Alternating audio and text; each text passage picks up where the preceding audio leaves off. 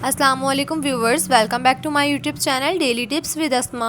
आज की इस वीडियो में हम आपको बताएंगे सीरम नाम के बारे में अनोखी और दिलचस्प मालूमात। सीरम नाम का शुमार लड़कों के नामों में होता है।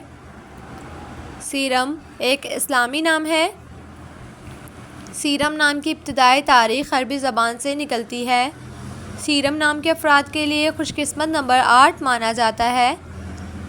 माहिरीन के मुताबिक सीरम नाम के लड़के बहुत मासूम होते हैं। सीरम नाम का मतलब है अक्लमंद, होशियार। सीरम नाम के लड़कों के लिए खुशकिस्मत दिनों में जुम्मा और हफ्ते का दिन शामिल हैं। सीरम नाम के अफराद के लिए मुआफिक रंगों में नीला, बनफशी और काला रंग शामिल है। सीरम नाम के अफराद के लिए मुआफिक पत्थरों में नीलम पत्थर शामिल हैं। खुशकिस्मती वाली धातों में हिंसों के हिसाब से लोहा शामिल है। सो फ्रेंड्स, अगर आप अपने नाम का मतलब जानना चाहती हैं तो कमेंट बॉक्स में अपना नाम लिखें।